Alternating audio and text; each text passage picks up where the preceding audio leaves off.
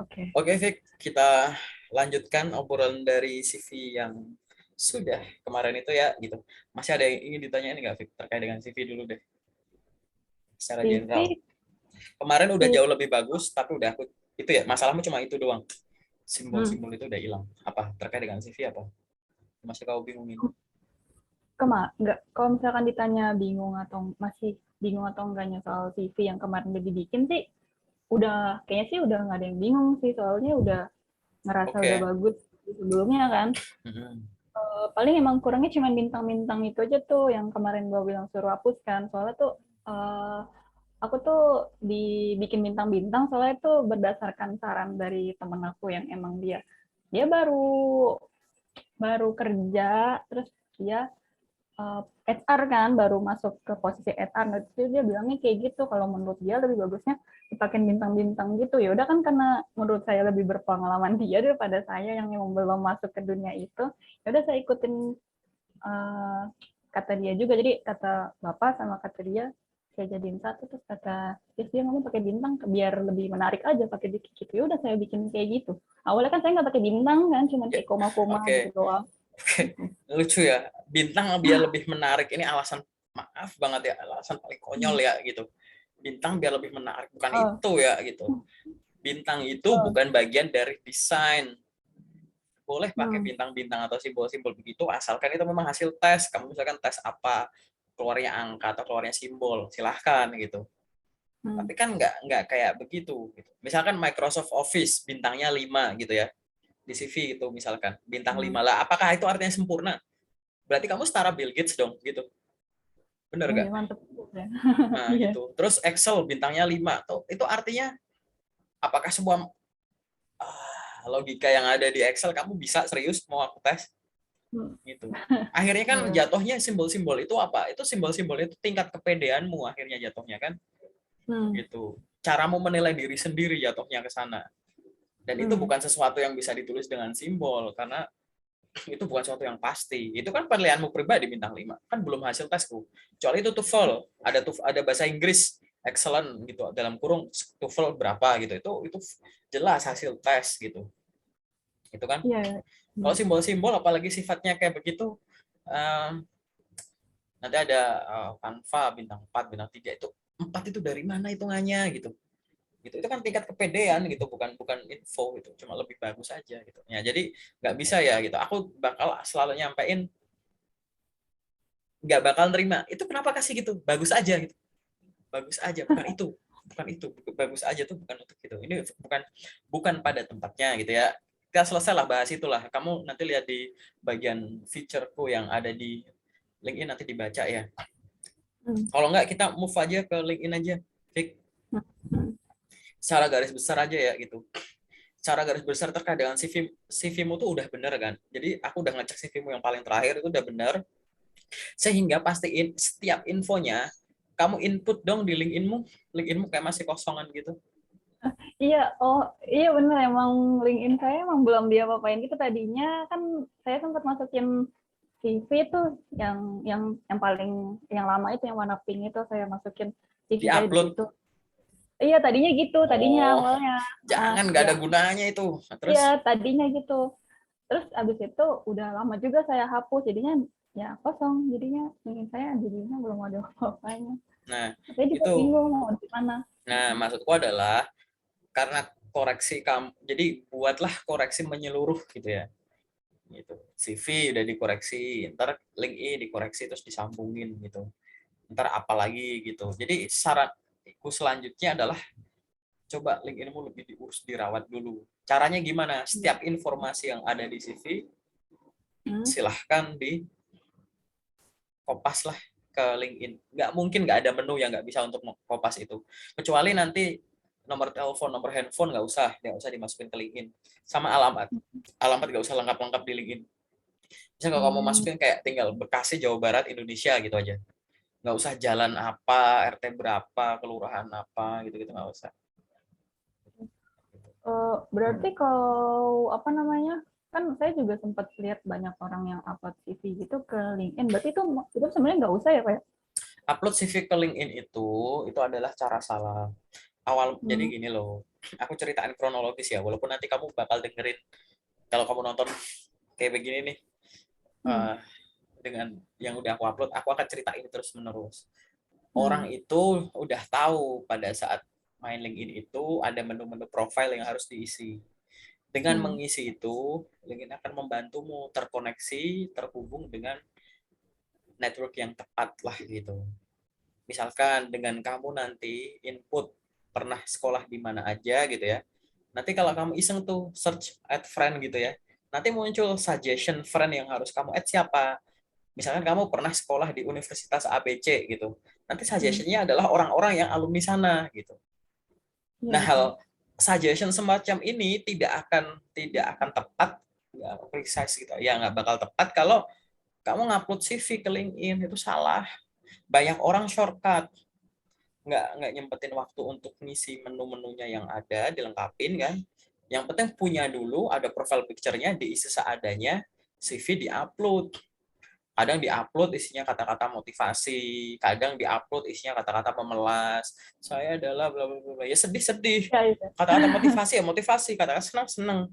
Tapi bukan gitu cara mainnya. Gitu. Terus misal nanti ada yang nanya, loh tapi kan itu ada orang tuh yang upload CV tuh buktinya dia dapat kerja gara-gara situ gitu kan.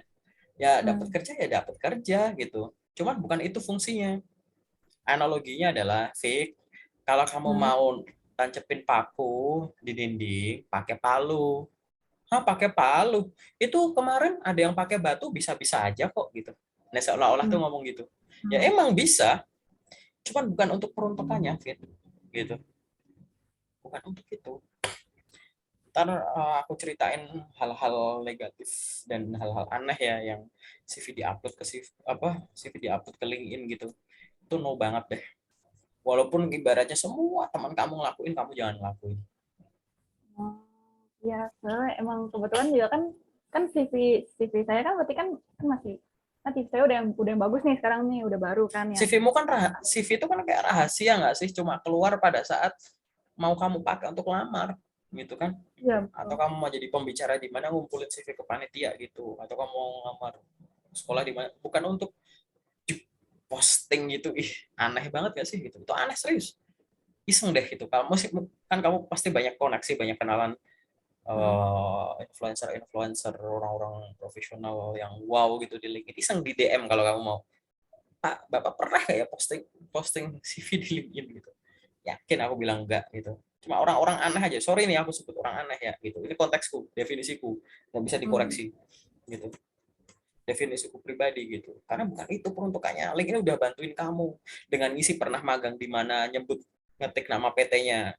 Nanti akan muncul rekomendasi perusahaan-perusahaan yang sesektor gitu. Dengan ngisi lokasi kamu tinggal di mana, ada di daerah mana. Nanti kamu akan ada saja sugesti, ini loh orang-orang yang tinggal di area Jakarta gitu misalkan, Jabodetabek gitu-gitu.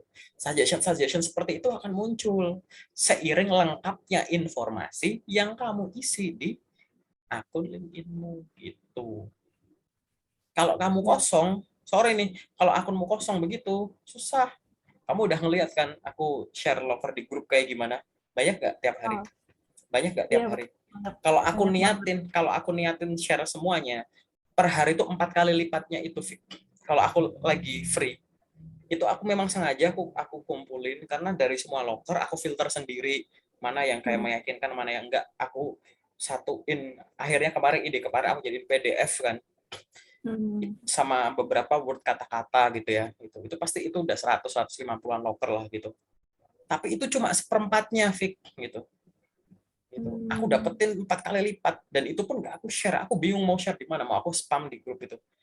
Dan kamu tahu, aku dapetin semua locker itu paling parah sehari itu kadang 400 locker. Aku dapetinnya dalam waktu berapa? Setengah jam doang, 15 sampai 30 menit. Aku bisa dapet 400-500 locker. Dari mana? Ya dari LinkedIn-ku. Kok bisa? Ya LinkedIn-ku udah kuat gitu loh. Tapi kan biar bisa jadi kuat kan bener dulu, Fik. Diisi dulu dengan benar, di-maintain dengan baik, nanti jadi kuat akunya. Sekarang aku tinggal login ke LinkedIn-ku, lihat beranda ya, lihat timeline, itu isinya locker semua gitu. Jadi LinkedIn-ku berasa job street. Serius. Hmm. Aku tinggal save, download, save, download, save, download, terus gitu. Bisa semudah itu Fik nyari locker Fik gitu. Iya. Nah, makanya gitu. Kalau kamu ini aku bocorin cerita ini gitu ya. Itu makanya nanti kalau akunmu di-maintain dengan baik, serius. Kamu nggak perlu aja di grup lockerku aja bisa. Tak sekarang kan mungkin kamu nyari kayak ganti kata kunci, scroll scroll scroll gini gini gini. Terus gitu. Itu pun belum tentu sebanyak itu. Apa sih tahu ya yang ada di grup itu? Seperempatnya. Berarti kalau seperempatnya aku berarti dapetin sekitar 10 menitan lah. Jadi yang ada di grup itu 10 menit doang. Yang lama cuma nyatuinnya doang, ngefilter nyatuinnya doang. Udah gampang itu. Jadi data mentah aku dapat 10 menit itu sebanyak itu berapa ratus, 400-an. Ya itu gara-garanya apa? Karena akunya hebat? Enggak, akunku yang hebat gitu. Apakah itu kerja 1 hari? Enggak, itu nggak tahu berapa lama deh itu. Karena yang penting itu dipakai. Bahkan nanti suatu saat nih, misalkan kamu udah pindah kerja, udah dapat kerja yang enak ya, seolah-olah tuh kamu mikir kayak kayaknya nggak mungkin deh aku pindah kerja lagi gitu ya. Bikinmu tuh tetap harus diurus. Mau kamu jadi job seeker, mau kamu udah kerja, seolah-olah nggak butuh kerja, LinkedIn harus diurus. Beda sama job street. Job street mah kalau udah dapat kerja tinggalin aja gitu, nggak apa-apa. Nah, kalau LinkedIn nggak bisa gitu cara mainnya. Ditinggalin, kamu balik lagi setengah mati ngurusnya nanti. Itu manja gitu. LinkedIn harus dibelai-belai gitu. Gitu. Iya, Itu aku terkait dengan emang gitu. emang Gitu. Nah, kenapa aku bahas ke LinkedIn gitu? Karena aku lari ke LinkedIn karena LinkedInmu belum ada yang bisa aku komen ya. Misalnya dihujat itu LinkedIn. Jadi kayak itu iya. belum bener, itu nggak ada yang bisa aku koreksi gitu. Jadi nggak ada yang bisa aku koreksi, itu bisa dihujat gitu. LinkedInku jelek gitu. Serius. Ya, paham ya maksudku ya. Ya, CV-mu udah bener, CV-mu tuh udah bener. Coba dikopas aja. Nanti kalau misalkan udah kamu kopas kan, berarti kan informasinya udah bener nih, informasinya. Aku hmm. dikasih tahu nanti dikabarin gitu ya, Fik. Gitu. Kak, informasi yang ada di CV udah aku pindahin semua nih ke LinkedIn, tolong dicek dong. Nah, nanti tinggal aku komen, yang ini nulisnya begini sih, ini terus gitu. Nanti kalau semua udah yang di LinkedIn udah ketulisnya dengan benar gitu ya, baru kita bikin sesi begini lagi. Aku jelasin cara makainya gitu. Oke, oke. Ya, Gitu. ya. Tapi Hmm. sebelum kamu isi-isi itu mungkin kan kamu udah pernah ada obrolan sama teman, obrolan sama siapa, atau mau kamu belajar sendiri. Ada pertanyaan soal LinkedIn nggak? Eh, kalau misalkan ditanya apa pertanyaan soal LinkedIn, karena LinkedIn saya juga emang saya akuin emang masih kosong banget. Jadi saya juga bingung sih mau mulai dari Oke, mana berarti makanya. kita skip ya semua pertanyaan soal LinkedIn, kita skip kamu karena kamu belum ada journey-nya ya. Oke. Hmm. Oke, jadi semua tentang LinkedIn itu kamu benerin dulu, di-update Hmm. yang ada di CV di-update dulu. Kalau bingung update-nya gimana, sambil kamu update kamu buka profilku. Oh, ada ini ya. Ini nyarinya menunya di mana? Oh, itu cara ngisinya ini. Ya udah duplikat aja gitu.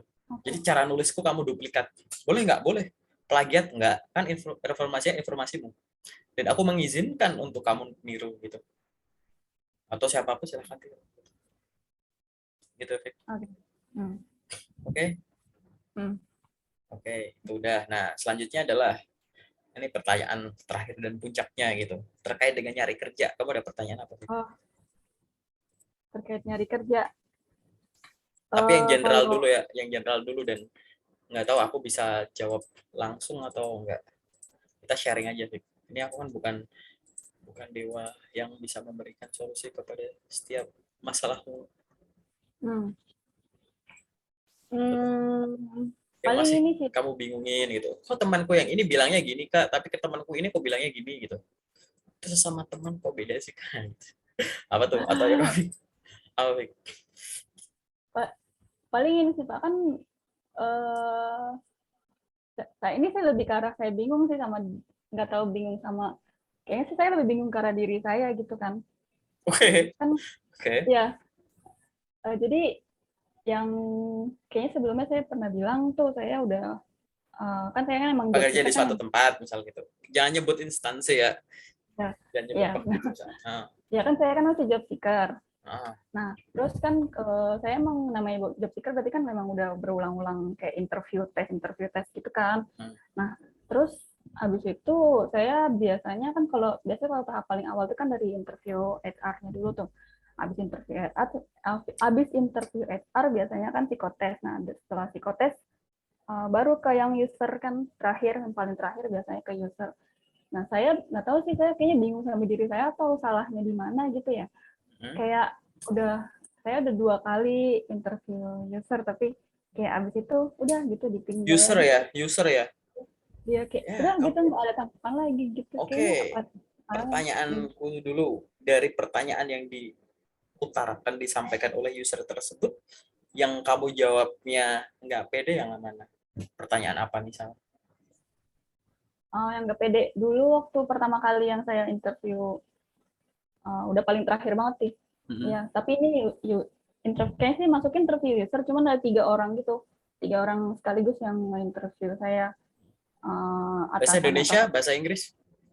bahasa Indonesia sih, sejauh ini bahasa Oh, Indonesia sih. terus terus. Kalau bahasa Inggris saya kurang pede juga sih. Oh, Nah, terus. terus abis itu waktu itu kan saya sadarnya sih sama diri saya kurangnya, saya tuh waktu masih awal-awal kalau ada tes wawancara gitu, saya kayak kurang belajar dulu gitu loh wawancara. Kayak misalkan kalau ditanya ini jawabnya ini gitu-gitu. Nah, waktu saya interview yang user yang bertiga itu, tiga orang interview saya secara langsung, interview saya sendiri. Saya waktu itu kurang pedenya waktu ditanya kelebihan kekurangan, kan waktu itu emang kebetulan saya juga salah juga sih, saya waktu itu emang belum cari tahu lebih dalam dulu sebenarnya saya kelebihannya di mana, kurangnya di mana, gitu harus pilih sebanyak mungkin kalau bisa. Jadi nah, pas ditanya kelebihannya apa, coba sebutin 3, kekurangannya apa, coba sebutin 3. Padahal itu sebenarnya dasar banget kan, harusnya tuh kelebihan kekurangan itu buat ditanya di interview. Cuman nggak tahu, mungkin tuh karena masih awal banget kan, soalnya itu udah lama juga sih waktu itu interviewnya yang bertiga itu. Udah pas ditanya kayak gitu, kelebihannya apa, kekurangannya apa. Mungkin kelebihan masih bisa dijawab kan ya, kayak mempromosikan diri sendiri lah namanya kelebihan. Nah, pas bagian kekurangannya itu kayak nyebutin satu aja kayaknya bingung, kayak apa ya, kayak gitu udah malah kayak ngerasa ditungguin gitu kan. Nah, paling di situ sih. Nah, tapi kalau sekarang karena saya udah, setelah itu saya kayak sadar, oh iya, abis ini kayaknya jangan kayak gitu lagi.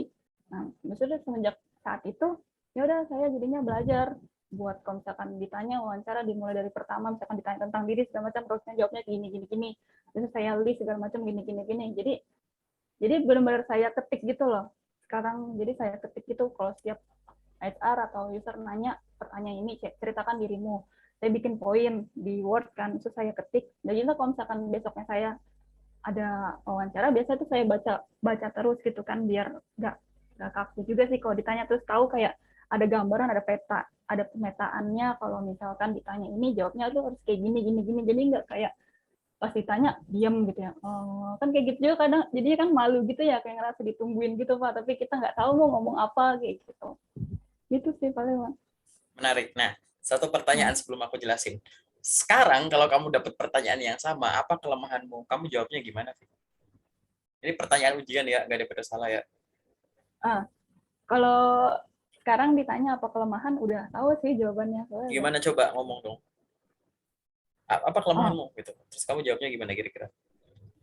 kelemahan ya Pak. Kalau misalkan ditanya kelemahan, saya sih sadar diri saya kurang di bahasa Inggris. Saya masih menggunakan bahasa Inggris yang pasif untuk percakapan sehari-hari. Udah gitu Gitu. doang. Enggak, masih ada lagi. Itu Terus salah satu terus contohnya. ya, terus apa lagi? Terus uh, saya kadang tuh suka lupa. Saya tuh kadang suka melupakan sesuatu hal yang harus dilaksanakan. Misalkan kayak abis ini saya mau ngelakuin ini ya, di beberapa saat ke depan, itu kadang saya lupa. Makanya kalau saya mau ngerjain sesuatu, biasanya step-stepnya itu suka saya tulis dulu di catatan, biar kayak misalkan abis ini saya mau ngapain ya, jadi saya tahu soalnya udah ada di catatan kayak gitu. Itu juga kekurangannya sih. Oke, aku tuh the point aja ya. Kuncinya tapi tahu nggak ya kelemahan kelebihan itu? Udah tahu belum ya? Ya anggap aja aku belum tahu lah. Ah, Nanti aku dikoreksi. Pertanyaan ah, kekurangan kelebihan itu tuh sebenarnya tuh ingin tahu dua hal. Pertama, kamu tuh punya kesadaran diri nggak sih terkait potensi? Hmm. Jadi Hmm. kamu punya self awareness nggak terkait kelebihan kamu dan kekurangan kamu gitu. Pertama kamu sadar dulu nggak gitu. Masa iya sih kelebihan nyebut tiga, kekurangan nyebut satu gitu. Ibaratnya kayak gitu. Yes. Hmm. Ya nggak masalah sih itu. Intinya adalah kamu sadar dulu nggak? Kamu punya kesadaran diri nggak kalau kamu tuh punya kelebihan dan kekurangan sebagai seorang manusia gitu. Hmm. Kalau udah, yang selanjutnya yang pengen tahu adalah setelah mengetahui hal tersebut, kamu ngelakuin apa? Iya Kamu itu. sadar nggak punya kelebihan? Sadar? Terus kamu ngelakuin apa dengan kelebihanmu? Oh, sadar nggak punya kekurangan? Iya. Terus kamu ngelakuin apa untuk kekuranganmu? Gitu. Itu sebenarnya tuh lihatnya tuh dari sisi situ. Hmm. Tadi dua contoh barusan yang kamu sebutin ke aku, ini adalah contoh benar dan contoh salah. Contoh Hmm. benarnya itu adalah contoh yang tadi kamu ngomong soal bahasa Inggris pasif, contoh salahnya adalah yang lupa catatan gitu. Lupa catatan ini adalah jawaban jawaban template ya gitu. Jawaban template masyarakat fresh graduate seluruh Indonesia yang takutnya nanti disimpulkan bahwa ini kenapa sih fresh graduate jadi pelupa semua ya di Indonesia ya gitu. Gitu. Karena alasan ini tuh disebut terus gitu. Dan menurutku karena saking udah template banget gitu ya. Sebelum kamu jawab di otakku udah mikir kayak, nah ini pasti catatan gitu. Dan kalau aku ngetes mana catatanmu lihat gitu. Kamu nggak bawa atau kamu bawa ternyata masih buku kosong baru halaman pertama. Lah ini mana baru nyatat hari ini gitu. Terus kamu jadi blunder gitu. Tapi kunci kalau kamu nyebutin kelebihan dan kekurangan itu simple. Apa? Hmm. Sebutkan hal-hal yang sifatnya teknis dah. Sesuatu yang sifatnya teknis itu gampang ngasih alasannya. Apa kelebihan kamu? Saya memiliki komunikasi yang baik, Hmm. baik itu secara online maupun offline. Hal itu dibuktikan dengan saya memenangkan beberapa perlombaan apa gitu. Hmm. Atau saya dipercaya untuk mewakili kampus untuk mengikuti acara ini di mana di sana saya diberi kesempatan untuk presentasi terkait ini gitu. Atau hal yang lain yang sifatnya dengan hal yang teknis gitu ya. Sama tadi, kelebihan kamu apa gitu. Saya memiliki kemampuan pengolahan data yang baik. Saya mampu menggunakan pengolahan data menggunakan misalkan Google Studio lah misalkan gitu. Atau kamu menggunakan bisa bahasa programming tuh saya bisa pakai R, saya bisa pakai Anaconda, saya bisa pakai Python gitu ya. Saya bisa pokoknya pengolahan data gitu, data analisis gitu. Saya bisa pakai Microsoft Excel gitu. Gitu. Hmm. Saya bisa membuat dengan Microsoft Excel saya tidak hanya melakukan penjumlahan, pengurangan gitu-gitu, saya bisa membuat dashboard interaktif, saya bisa melakukan ini gitu. Itu lebih gampang. Ataupun tadi kekurangan, sama kekurangan kelebihan itu akan mudah diberikan alasan pada saat ingat ya, yang Hmm. digali itu adalah kamu sadar nggak punya sesuatu, terus kamu ngelakuin apa gitu. Sama gitu. Saya memiliki apa kelebihan kamu? Saya memiliki kemampuan pengolahan data yang baik. Saya mampu mengoperasikan ini secara mahir. Hmm. Terakhir, saya menggunakan ini, saya gunakan untuk pada saat saya magang. Waktu itu saya diberikan sekian data dan saya olah, diminta untuk disajikan dalam bentuk seperti ini. Dan waktu itu saya lakukan dan akhirnya dipresentasikan atau dibawa ke sini gitu. Saya juga pernah mengolah data seperti ini, datanya seperti ini, bentuknya seperti ini, saya olah jadi seperti ini. Jadi kamu bisa apa, terus kamu lakuin apa gitu. Kekurangan juga kayak gitu. Apa kekurangan kamu? Contoh pertama kamu tadi bagus, itu adalah suatu kemampuan teknis gitu ya. Sejauh ini saya masih baru mampu berkomunikasi dengan bahasa Inggris secara pasif. Saya akan paham orang ngomong apa, tapi saya sedikit terbata-bata untuk memberikan respon langsung menggunakan bahasa Inggris. Saya sadari itu sehingga sekarang saya memang sedang join ke salah satu bimbel yang ada di, misalnya kamu sebut, yang ada di Bekasi, dan jadwalnya Hmm. itu 2 minggu sekali sambil saya melamar kerja, sambil saya ikut webinar ini itu, saya juga ada jadwal di hari ini dan hari ini untuk les. Selain itu, saya juga belajar bahasa Inggris melalui channel YouTube. Channel yang sering saya kunjungi itu adalah channel ini untuk mendengarkan musik. Jadi saya melatih listening, saya kemudian kunjungi channel ini untuk belajar writing-nya, saya kunjungi ini untuk belajar grammar-nya. Keren loh, gitu. Iya. Itu tuh cuma teknik aja, gitu. Atau kamu mau pakai cara sombong? gitu. Bisa gitu. Ada namanya ditanya kelemahan, tapi kamu sombongin kelebihan di situ. Apa Hmm. kekurangan kamu? Tapi bukan pakai ini, nyombongin kelebihan yang elegan itu bukan mencapaikan kata-kata yang lebay. Kayak menggunakan kata-kata kunci semacam sempurna, gitu kan? Tak tertandingi, tak terkalahkan, gitu. Yang pasti gitu, yang kayak gitu. Jadi kata-kata yang sebenarnya kayak bualan aja sih gitu, karena itu pendapatmu pribadi gitu, Vic. Jadi Hmm. kalau contohnya kayak begini, eh misalkan kamu bidang apa ya, misalkan ya, misal kamu bidang apa sih? Aku lupa ya. Pendidikan sih. Oke, gitu. Gitu. Apa kelemahan kamu? Ngomong aja kayak gitu. Gitu. Kelemahan saya adalah saya belum mampu untuk, atau mungkin gini, apa kelemahan kamu? Saya belum berpengalaman untuk menyeleksi kandidat dengan jumlah lebih dari 100.000 kandidat sekaligus, ngomong aja gitu. Saya pernah waktu itu beberapa kali memang kandidat kadang satuan, kadang banyak gitu ya misalkan. Ini logika aja ya, jangan langsung Hmm. ditangkap itu. Waktu itu saya Hmm. menyeleksi langsung dalam waktu pendek gitu ya, langsung saya sekian ribu kandidat saya seleksi langsung. Caranya seperti ini, seperti ini. Tapi untuk yang seperti ini saya belum pernah. Itu kan dalam tanda kutip kayak pamer, kayak aku pernah loh nyeleksi kandidat banyak langsung gitu. Dan setelah seleksi hasilnya bagus, usernya juga seneng gitu. Atau mungkin kalau cara pamer yang lain, apa misal aku sales nih gitu ya, apa sales. Terus apa kelemahan kamu gitu. Kelemahan saya adalah saya belum pernah melampaui target penjualan yang diberikan kepada saya di kantor-kantor sebelumnya, tapi lebih dari 2 kali lipatnya gitu. Oh, Kan pamer ya itu ya nggak sih gitu. oh, Gitu. betul, betul. Waktu itu saya memang belajar gitu. Saya beberapa kali diberikan tantangan dan saya belajar di sana, saya aplikasikan ilmu-ilmu sales yang ada. Namun sejauh ini rata-rata pencapaian saya untuk penjualan per bulan saya paling mencapai ya cuma 130, cuma ya hanya 130 dan sampai 160%. Jadi saya melampaui tapi saya belum sampai 2 kali lipatnya gitu. Padahal waktu Hmm. itu di beberapa perusahaan memberikan saya kesempatan kalau bisa 2 kali lipatnya, wah kamu dapat suatu award, dan itu memang saya kejar gitu karena saya suka di target seperti itu. Kan seolah-olah di sini kamu pamer dua hal, Fik. Aku tuh selalu target loh kalau jadi sales gitu loh. Ya enggak? Iya. Aku tuh melampaui targetku terus loh kayak gitu. Kan kamu mau pamer itu, tapi kamu anggap sebagai udah pernah melampaui itu, kamu anggap masih sebagai kekurangan karena kamu belum pernah, saya belum pernah mencapai target 2 kali lipatnya gitu. Itu yang saya anggap benar-benar saya anggap sebagai, dan saya sekarang selalu berpikir gimana ya caranya gitu. Karena tertinggi saya kemarin itu paling cuma 160 180%. Padahal itu cara pamer. Paham ya? Ini buat logika aja. Bahasanya nanti dirapiin. Ini adalah tadi. Pertama itu kamu pakai cara biasa aja dulu. Pakai cara biasa yang elegan dulu. Tadi paling mudah nyampaikan kelebihan dan kekurangan itu yang sifatnya kemampuan teknis. Karena nanti dikasih alasannya, dikasih cerita, kasih kepala sama ekornya tuh gampang. Nah, kalau kamu di situ sudah mahir, baru boleh tuh baca situasi, kira-kira aku mau nembak pakai cara sombong terselubung ini enggak gitu. Kan sebenarnya pamer gitu. Iya, Apa betul. kelemahan kamu gitu? Saya belum pernah mengendarai tank. Saya waktu gitu. Apa gini?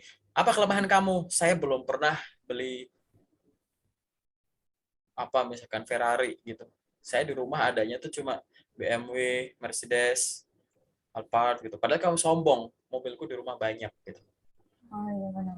Itu loh maksudku tuh kayak gitu. Jadi skill pun demikian gitu. Apa kelemahan kamu?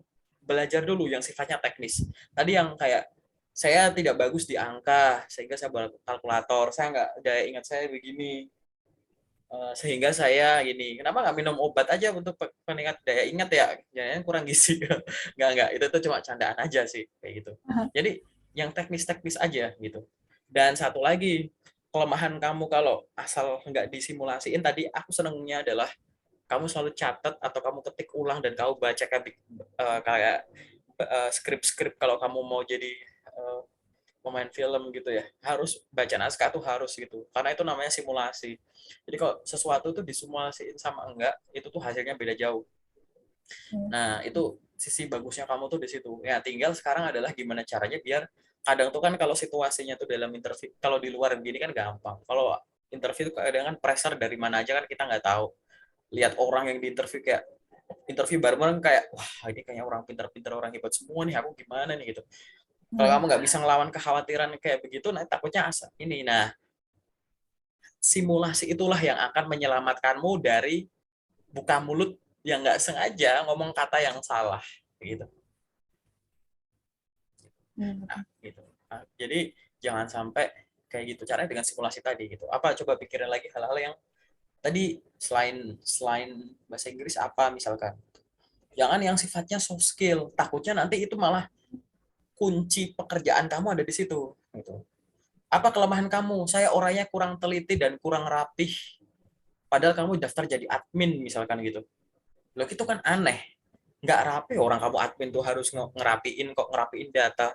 Admin tuh hubungannya sama departemen ini, orang itu. Kalau nggak rapi gimana? Yang kedua kurang teliti. Nah, kalau kurang teliti kamu jadi admin, data yang kamu simpan nanti banyak yang salah.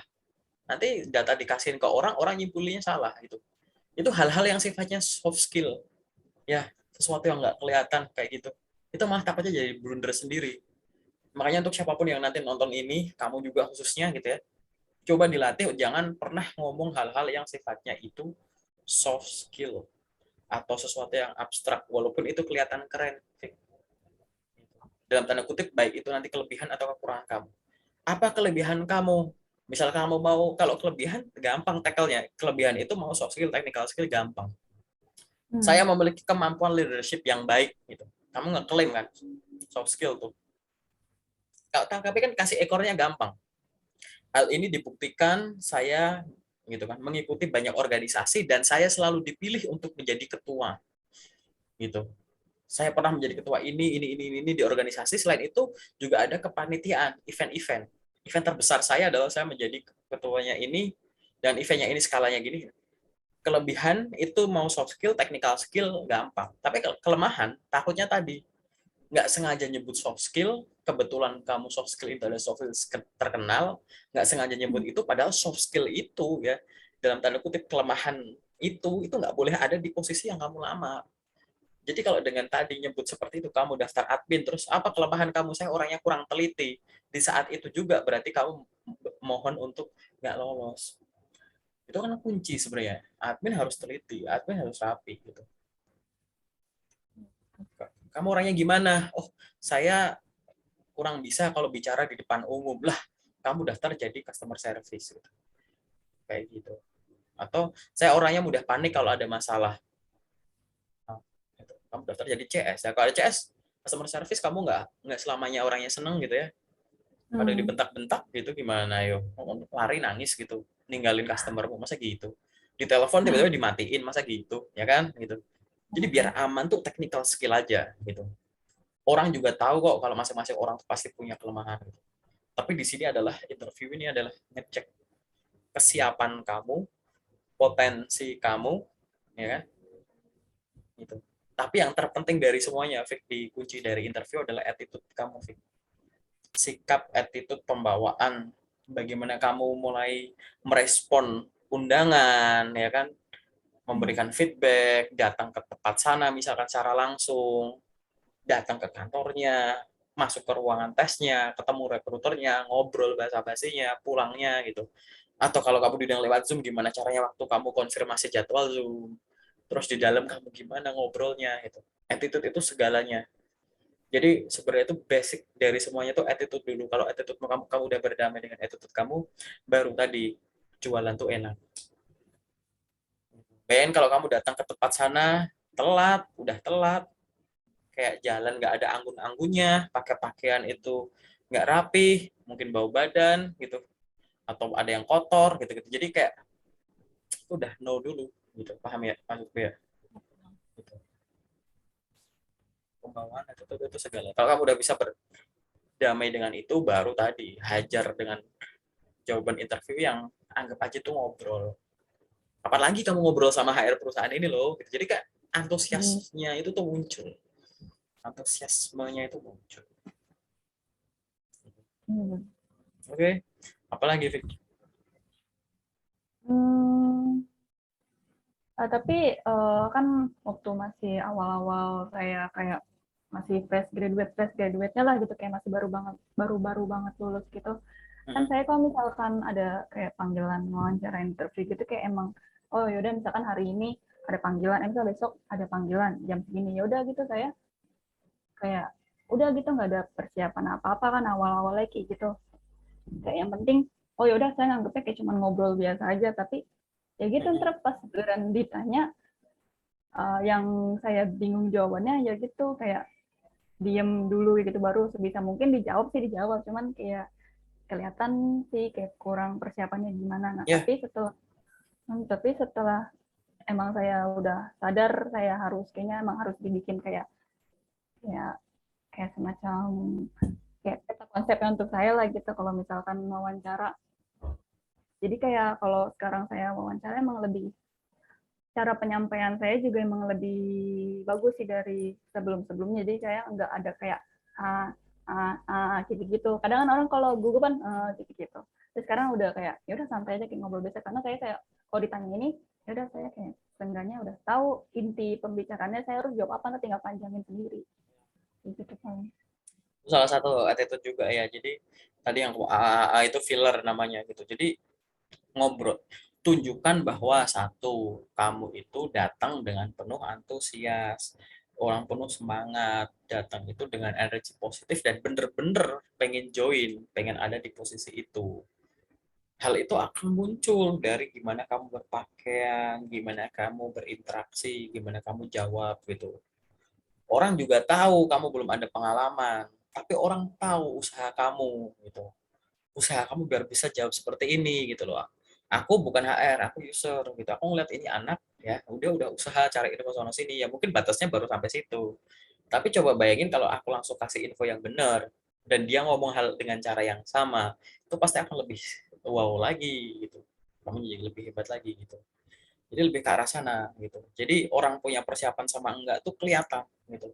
HR user itu udah nggak tahu berapa banyak kandidat yang dia otak-atik gitu. Mungkin nggak perlu kayak kelamaan baca CV, kelar, kelar. Tanya jawab di awal, ya, kayak begitu kelar gitu. Jadi kayak uh, kita harus tunjukkan gitu lewat apapun lah yang bisa kita investkan, invest waktu untuk belajar belajar, invest waktu untuk mempelajari profil perusahaan, pelajari gitu. Yang penting tadi ngomong-ngomong tuh yang penting tertata, kronologis gitu. Nggak asal nembak. Makanya tadi kamu bagus, menyimak gitu. Active listening tuh kayak gitu. Nggak sekedar denger gitu. Tapi dengerin, oh ya poinnya ini, oke aku jawab ke sini. Gitu. Hal semacam itu tidak akan lancar kalau kamu nggak simulasi dulu. Ya, Kalau betul. ditanya gini, jawabnya gini. Gini. Itu sih, Fik. Hmm. Bagus, bagus. Apalagi Fik yang mau didiskusiin lagi? Kalau ada, kalau nggak ada.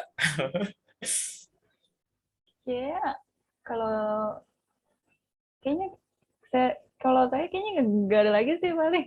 Ya udah Terus nggak apa-apa. sih Karena udah ya karena masalah ini. kamu di LinkedIn dulu sih gitu.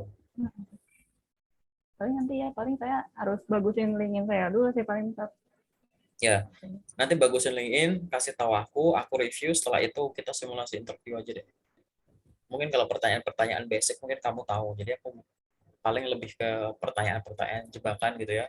Sama Hmm. pertanyaan-pertanyaan yang jarang muncul tapi bikin kaget gitu. Yang kayak seolah-olah kalau aku jawab gini jadi dilema gitu. Kalau gini-gini, kalau gini-gini, aduh ini jawab gimana gitu.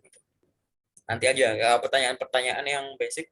Nah, kamu kalau boleh mau belajar interview sendiri nggak apa-apa sih. Cari cari dulu persamaan pertanyaan antara interview HR sama user. Tapi nanti kalau kamu pelajari lagi, interview sama HR sama user tuh beda. Gitu. Jadi pelajari lebih detail gimana caranya interview sama HR sebenarnya, interview sama user tuh gimana. Pada dasarnya dua interview ini beda. Gitu. Konteksnya beda, ya tanyain beda. Gitu. Walaupun mungkin nanti tapi user nanya hal yang sama, aku suruh perkenalan lagi ya, ya iya, persamaan pasti ada. Tapi nanti ngarahnya beda sih. Pelajarin dulu deh. Perbedaan interview HR dan user misal gitu. Ada ya browsing, mungkin ada. Kan Google apa-apa ada. Hmm. Iya ntar. Oh, oke oke. Oke Iya ya, benar-benar. Hmm. kesana dulu aja. Cukup, Fik? Terselesaikan. Oke, sementara itu dulu. Hmm. Oke, paling sharingnya itu dulu. Nanti yang tadi mungkin kamu ada catat dikit-dikit, silahkan dilakukan apa itu ya, itu sebagai sebagai kegiatan setelah ini. Nanti video ini aku upload. Ntar apa sih link yang kamu, Fik, ini udah aku upload biar kamu bisa dengerin beberapa kali. Atau kamu mau nonton postinganku yang lain gitu. Aku memang lagi upload aja sih, Fik.